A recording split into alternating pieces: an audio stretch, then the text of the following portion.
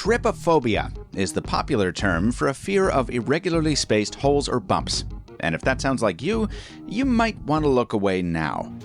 This is the L16, a one-of-a-kind device that its manufacturer calls the camera of the future. But at this point, it's such a work in progress that it feels much more like a prototype from the past. I'm MrMobile, and these are the peaks and the pitfalls of the pricey Light L16.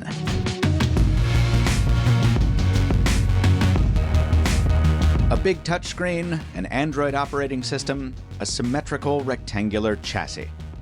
The L16 might look like a smartphone in pictures, but pick it up in person and you'll see it's a much more substantial slab than even the biggest of Samsung's. That makes sense because it's not really meant to do battle with the smartphones of the world. It's aimed at professional photographers instead, who are more likely to edit their images on a computer in Lightroom than Instagram them from a phone. The hand feel reflects that. At 435 grams, this thing demands two hands, which will find their places easily on the casing's textured rubber grips.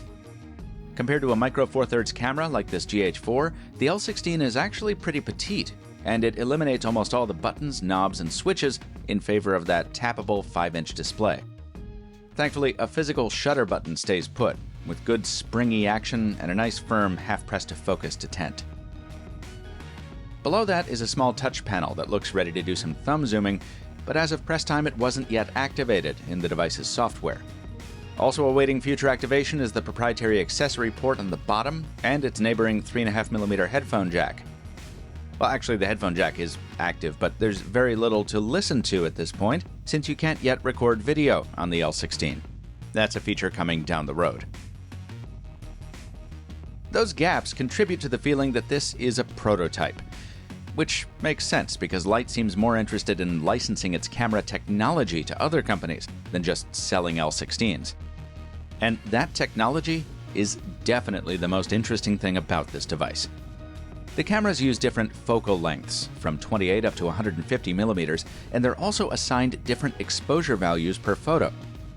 Manipulating this when shooting is about as easy as with a smartphone. You pinch to zoom, tap to focus, or if you want to switch to manual mode, you get sliders that are pretty easy to figure out. When you snap the shot, 10 of the sensors fire at once, with the software stitching the overlapping 13-megapixel images into a single large canvas.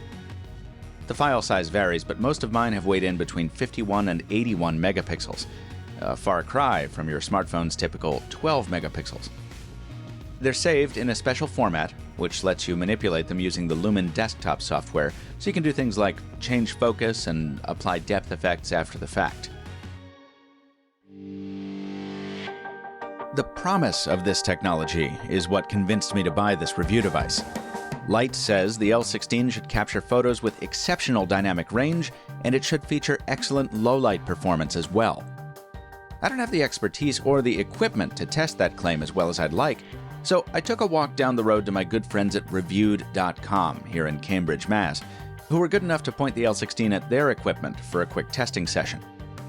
The image test results were promising. Reviewed said the L16 does a good job of preserving shadow detail and limiting noise in the lab environment, which is a key limiting factor that typically reduces dynamic range in smartphone photos. I was encouraged by that finding, and when my L16 got a software update that added local tone mapping, I was even more hopeful. But sadly, my results out in the real world have been almost universally disappointing. In a vacuum, some of the L16's photos have been passable, but shooting alongside a Pixel 2 XL, there hasn't been a single instance where I preferred the L16's picture. I understand this camera wasn't made to go toe-to-toe with a smartphone, and I'm also very aware that the Pixel 2 has one of the best phone cameras on the market. But given the L16's pedigree and Light's big promises compared to DSLRs, I expected much better performance than this. And the unfinished nature of the software means there's no quick way to get photos off the unit without connecting it to a computer. I've read that there's a way to do this through the built-in browser, but that browser has terms of service and a privacy notice that, don't load. So, no thanks. If you're a pro photographer who's used to plugging into a computer and using desktop software to get the most out of your pictures, then the L16 and its Lumen program will probably feel quite familiar.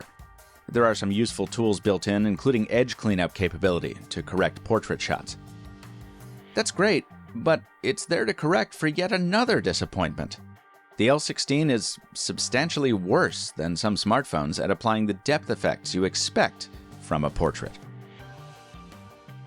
So you've got mediocre image quality in a package that barely fits in a pocket, no video capability yet, and no native wireless sharing from the device to third-party apps yet. At this point, the only things I still like about the L16 are its daytime landscape photos. Oh, and its tripod mount. Now, Light is constantly releasing updates and seems very invested in its community of L16 owners, so maybe we can expect encouraging developments down the line, as we saw with the initially disappointing and now acceptable Essential phone, thanks in no small part to a price cut. If you're an experimental photographer who's just in it for the tech, there's certainly plenty of potential to drool over here. And I'm sure we will see this technology, or at least the lessons from it, bleed over into cameras on other devices in the coming years. But as for the L16 itself, well, for $2,000, I can't recommend it to anyone at this point. But I do recommend you visit thrifter.com. I try to keep my sponsor offers relevant to the video at hand where I can, and Thrifter has sniffed out a great deal on a Canon T6i with lens for $500. Thrifter is a new way to save money by shopping based on value and not hype. Hit the link in the description for that Canon deal or for savings on everything from gadgets to home goods at thrifter.com. On our way out, a big thanks to Reviewed.com for their help understanding the L16, and check out the description for links to some true pro photographer reviews of this device. Until next time, thanks for watching, please subscribe, and stay mobile, my friends.